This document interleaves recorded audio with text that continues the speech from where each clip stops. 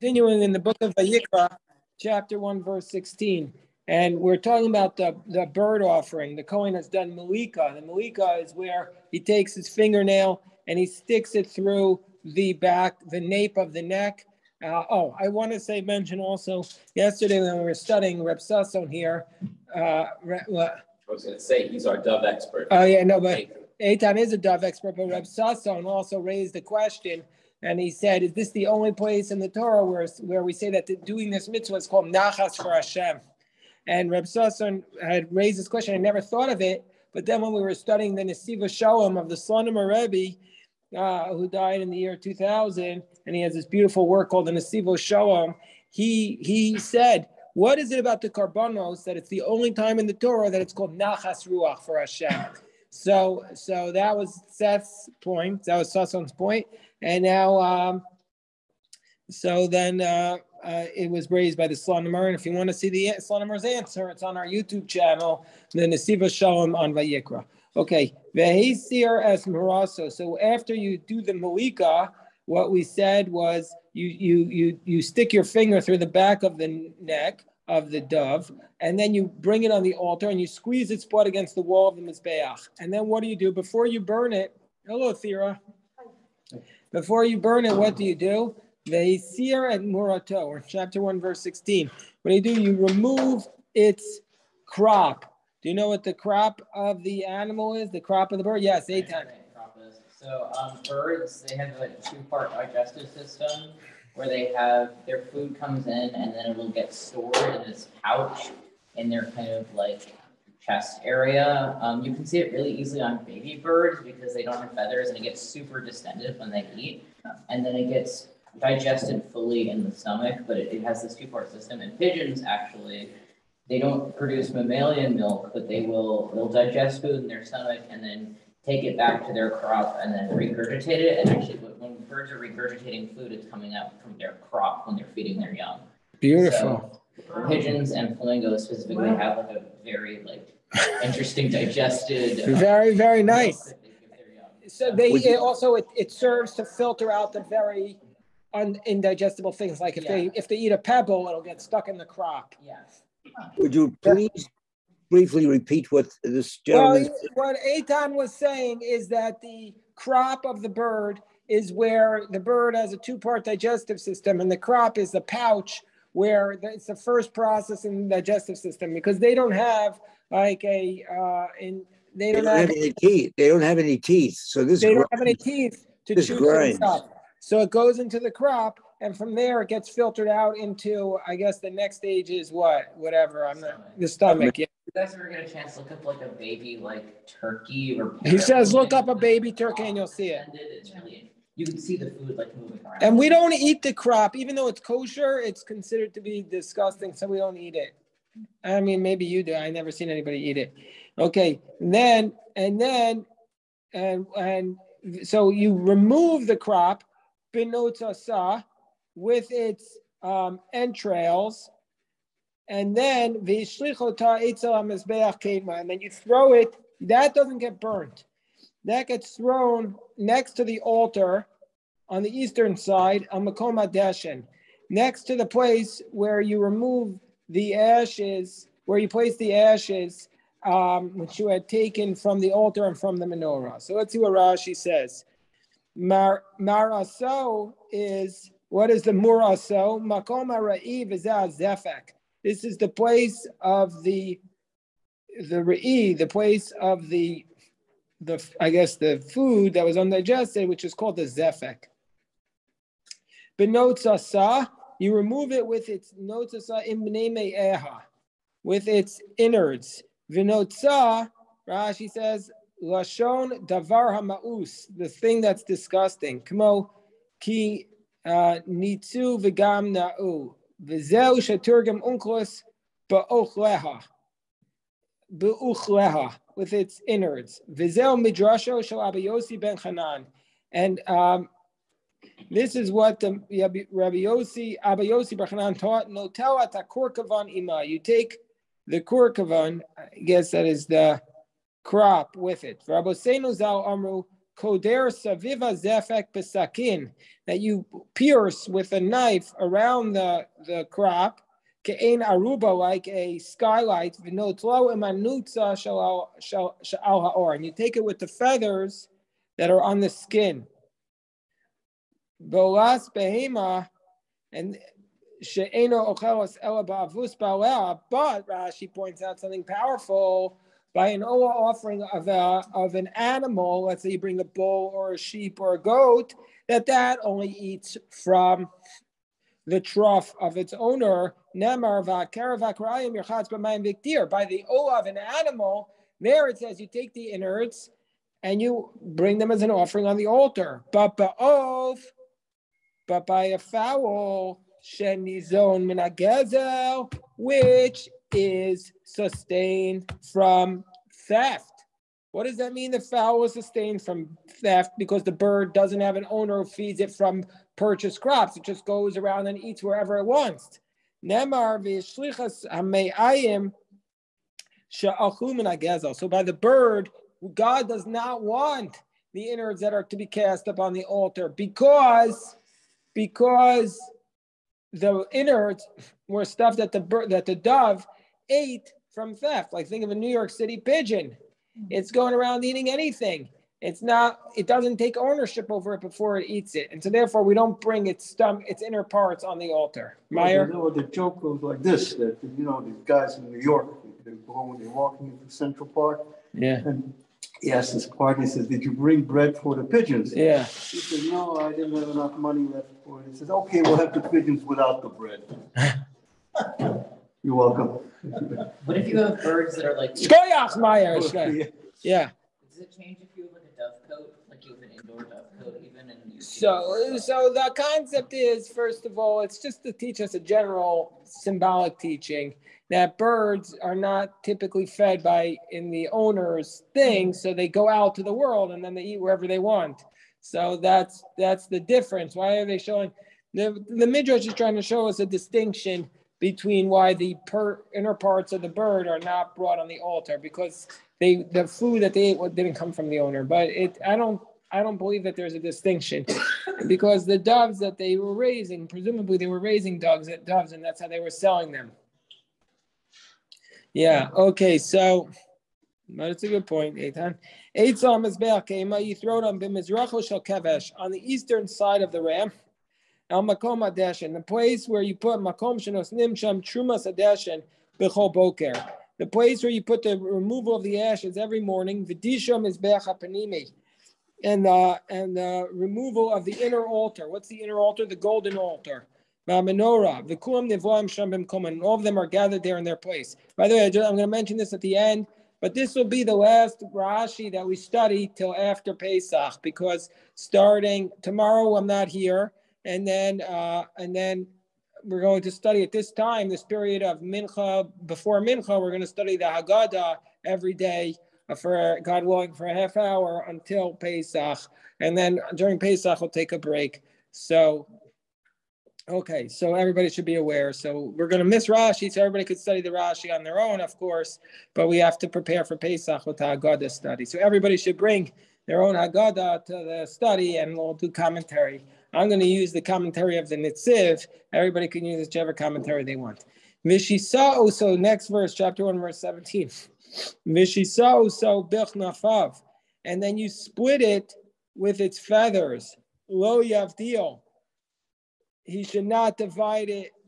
Lo yavdil. We'll see what Rashi says that means. V'kiro so hakohen hamizbecha, and the Kohen then will offer it on the altar. Alei tzimashar on the wood that's on the fire. Olahu, it's an olah offering. Ishei reach nichocha Hashem. It'll be a fire offering to God.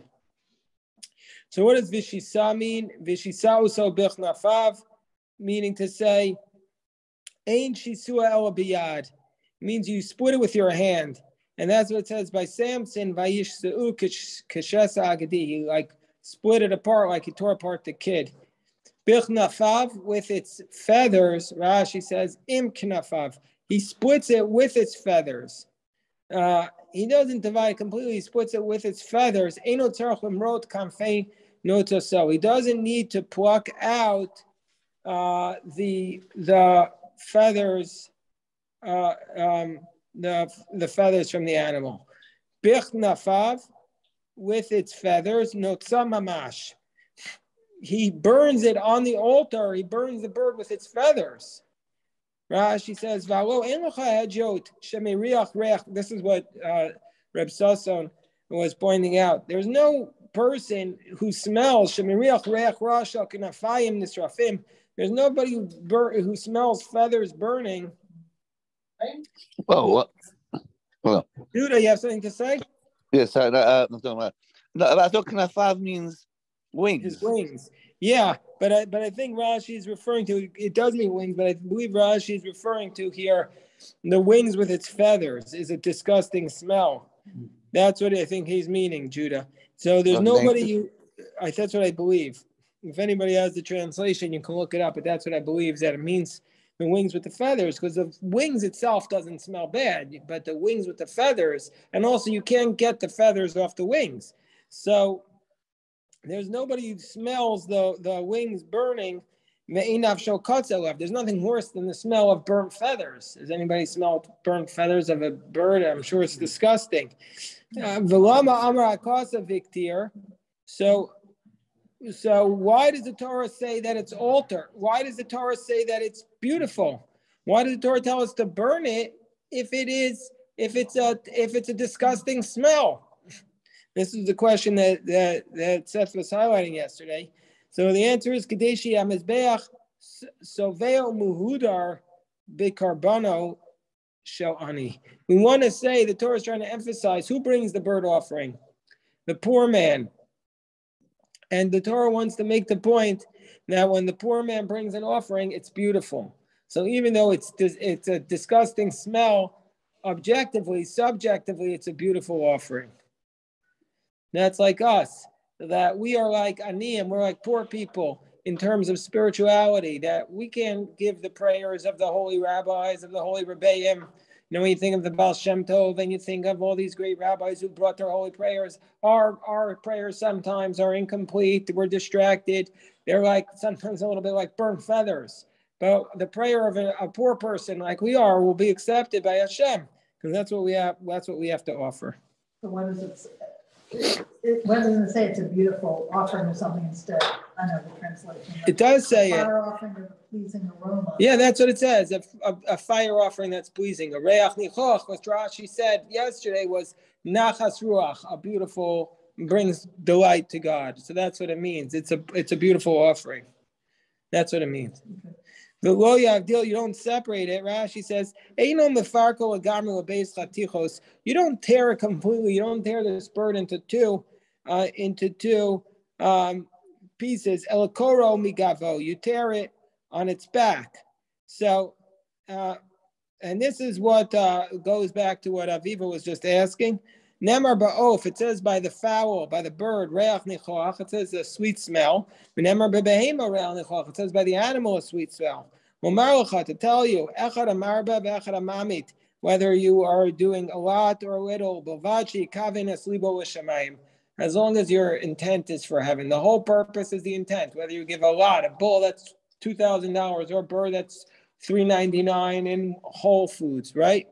So whichever one you do, as long as you do more, as long as you do less, as long as your intent is for heaven. And by the way, let me just tell everybody a story, an inspirational story, which you probably heard, but Rabbi Weiss told it to me. So I want to say my Rabbi told me a story. Never talking about a dove. There was once a rabbi. If you heard the story, raise your hand in the middle. There was once a rabbi who was known for being able to answer any question, no matter how difficult. He could always answer this question. So there was a boy who was a wise guy, and he said, I'm going to get this rabbi. I'm going to get his question. I'm going to mess him up. I know how to ask him a question. He won't be able to answer.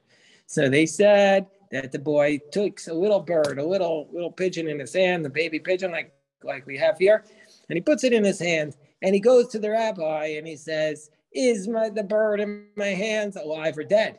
Now, he knows that if the rabbi is going to say it's alive, he'll just go like that and it'll be dead. He'll squish it.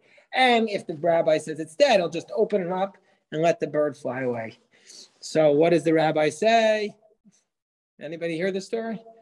The rabbi says, my son, the answer is in your hands. The answer is in your hands, and that's the answer. The answer is always in our hands. The answer is always in our hands. Minefesh. Okay, next pasuk, chapter 2, verse 1. Minefesh kisakriv karban min chol Hashem. And if a soul will bring a grain offering to God, so asiyeh karbano, his offering will come. This karban mincha will be flour. It will be flour, fine flour. V'yatzako shemen, and he should pour oil into the flour. V'nasano el livona, and he should place upon the grain offering livona, which is frankincense. Let's see what Rashi says.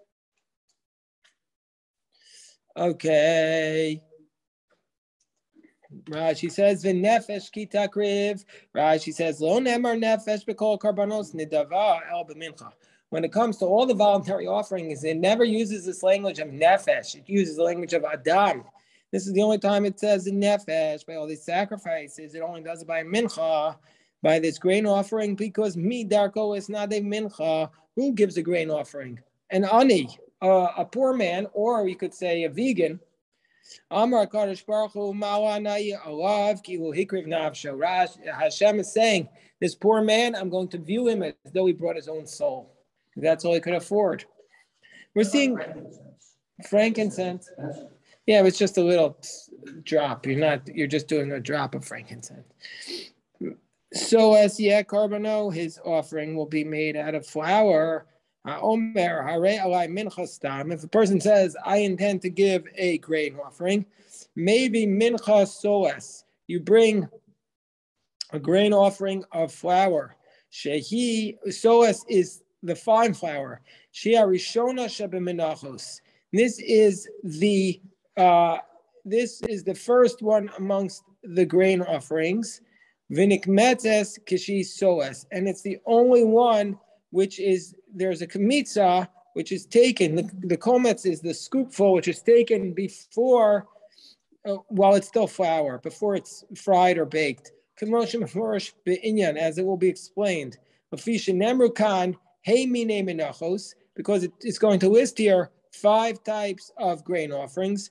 V'kulan ba'ot afuyot kodem kmitza, and all the other ones, the 5 of them, and the other 4, it says that you're supposed to bake them before you take the scoop.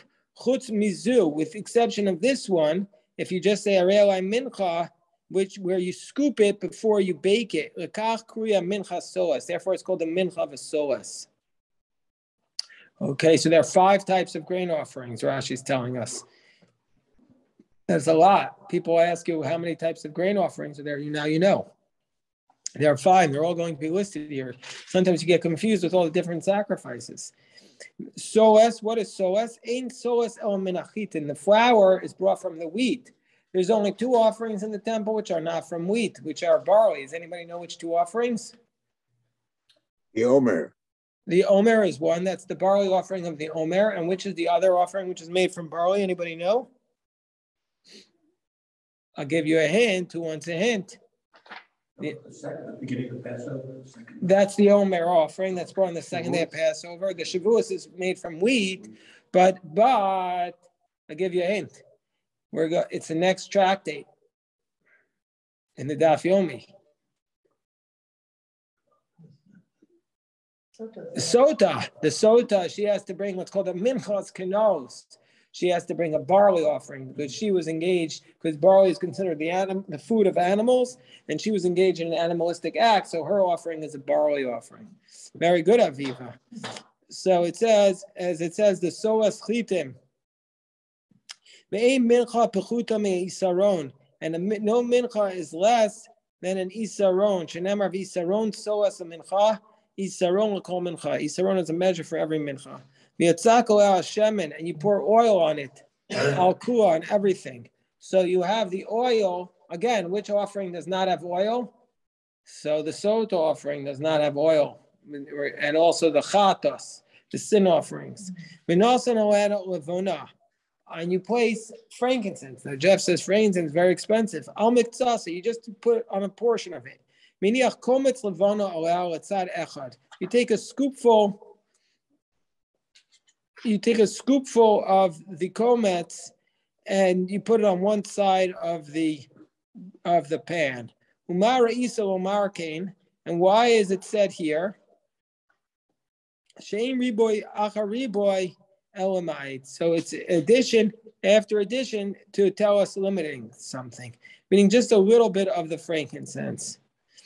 Davar acher shemen al kua. The oil goes on all of the flour. Because the oil will be absorbed, as it states misolta mishamna. It says from the flour and from the oil, the levona miktzata, whereas the frankincense only goes on a small portion, she'ena nevlelet ima, because it's not going to be absorbed with it. Monik metzet ima, it's not scooped with it, as it states al kol levonata, on all of its frankincense. Shalachar shekametz melaki tesalavona kula me'alal maktira, that after he scoops up the levona, and places it on the grain, on the flour, he's then going to collect it, and then he brings it as an offering. That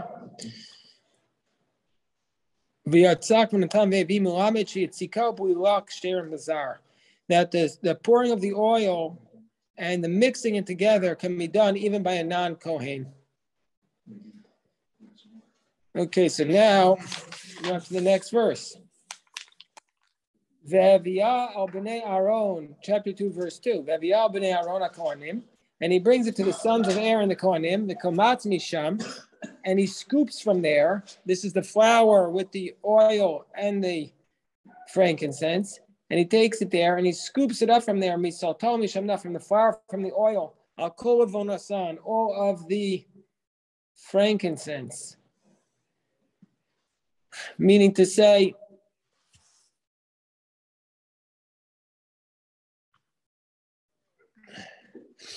he scoops it up from there.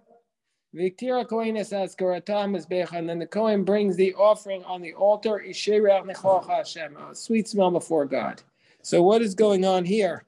So he brings it to the sons of Aaron the Kohanim, vikamatz. So and then he scoops it. So the Rashi tells us, for up until this point, this action could have been done by a non-Kohen. But mikmitza v'eloch mitzvahs kohuna.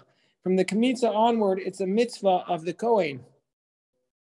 Only the Kohen could do the scooping. The Kamatz Misham. And what does it mean he scoops it up from there? Rashi says, Mimakom Sheragle Azar Omdos. It doesn't need to be in the place where only the Kohanim can stand. He does the scooping in the place where the non-Kohanim are even standing. Shak Mitza Kshera B'Kol Makom Azar. That any place in the courtyard of the temple, you could do the scooping. Even the places where even the regular Jews can stand. So the other sacrifice had to be done only in the place where the Kohanim could stand, but this one can be done only in the place, even in the place where the regular Israelites could stand. And Molokum so, and you take a fistful of his komets. How do you do this? Yachom mivu Rats mibat spates. I might think that you pull it all up and it's coming off on each side. It says in another place, the